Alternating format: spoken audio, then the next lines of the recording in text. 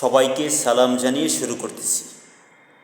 আমরা নিয়মিত একটি সূরার সাথে পরিচিত, কম বেশি সবাই এটা পারে। সূরাতুল ফাতিহা নামে যেটাকে আমরা চিনে থাকি, কোরআনের প্রথম সূরা, পবিত্র আল কোরআনের প্রথম সূরা সূরাতুল ফাতিহা নামে যেটাকে আমরা চিনি।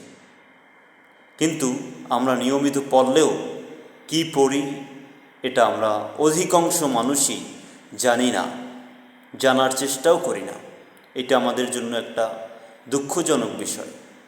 আমরা কি পড়ি সেটা জানার চেষ্টা করি না এবং জানি না।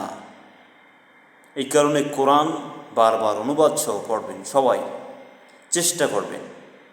তাহলে এখান থেকে উপদেশ, আদেশ, নিষেধ বের করে বাস্তব জীবনে মানা যাবে। যাই হোক, আমরা আজকে সূরা ফাতিহার অনুবাদ জেনে নেই। আল্লাহ তাআলা বলেন, যাবতীয় প্রশংসা জগৎসমূহের প্রতিপালক আল্লাহর জন্য।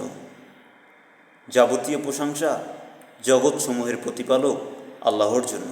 এটার আরবি হলো আলহামদুলিল্লাহি রব্বিল আলামিন। সমস্ত প্রশংসা আল্লাহ রব্বুল আলামিনের জন্য। আর রহমানির রহিম, যিনি পরম করুণাময়, অসীম দয়ালু।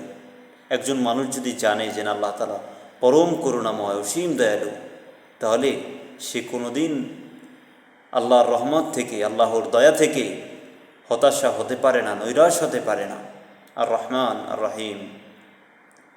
মালিক ইয়াউমিদ্দিন, যিনি প্রতিফল দিবসের মালিক, যিনি বিচার দিবসের মালিক। বিচার দিবস যেদিন কিয়ামত হবে, আল্লাহ তাআলা সমস্ত মানুষের বিচার করবেন, সেই দিনের মালিক হলেন আল্লাহ তাআলা। ইয়্যাকা না'বুদু ওয়া ইয়্যাকা নাস্তাঈন, আমরা কেবল তোমারই ইবাদত করি এবং কেবলমাত্র তোমারই সাহায্য প্রার্থনা করি। এটা আমরা বলি আল্লাহর কাছে যে আমরা কেবল তোমারই দাসত্ব করি, তোমারই হুকুম মানি। যদি এটা আমরা জানতাম, অনুধাবন করতাম যে আমরা সবসময় পড়ে থাকি তোমারই ইবাদত করি, তোমারই দাসত্ব করি, তাহলে আমরা সব সময় মাথায় রাখতাম যে আমি কি করি, এটা কি আল্লাহ তাআলার কথা? দাসের কাজ কি?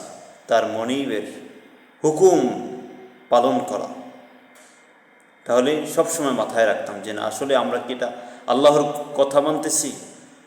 এই কারণে কোরআনের দিকে ফিরে আসি। আমরা কেবল তোমারই ইবাদত করি এবং কেবলমাত্র তোমারই সাহায্য প্রার্থনা করি। আমরা যা কিছু চাওয়ার একমাত্র আল্লাহ তাআলার কাছে চাব। চাওয়ার মাধ্যম আল্লাহ তাআলা বলে দিয়েছেন, ধৈর্য এবং সলাতের মাধ্যমে আল্লাহর কাছে সাহায্য চাইতে বলেছেন। সলাতের মাধ্যমে সাহায্য চাইতে আল্লাহ তাআলা বলেছেন। আমরা সলাত পড়ি, কিন্তু সেখানে সাহায্য প্রার্থনা কতটুকু করি, কতটুকু বুঝি, কি বলি? সাহায্য প্রার্থনা আমাদেরকে সরল পথের সঠিক পথ প্রদর্শন করো। আমাদেরকে আল্লাহ তুমি সরল পথের সঠিক পথ প্রদর্শন করো। এখন সেই পথ প্রদর্শন, হেদায়াত, সেটা কি? সেটা আল্লাহ তাআলা এই কোরআনুল কারীমকে বলেছেন, যেটা রয়েছে সূরা ফুরকানের ভিতরে, যালিকা হুদাল্লাহ। এটাই হলো হুদা, হেদায়াত, তাদের পথ যাদের প্রতি তুমি অনুগ্রহ করেছ, তাদের পথ যারা গজবপ্রাপ্ত নয় ও পথভ্রষ্ট নয়। তাদের পথে চালাও যাদেরকে তুমি অনুগ্রহ করেছ, এবং তাদের পথ যারা গজবপ্রাপ্ত নয় এবং পথভ্রষ্ট নয়। এটা হলো সূরা ফাতিহার অনুবাদ।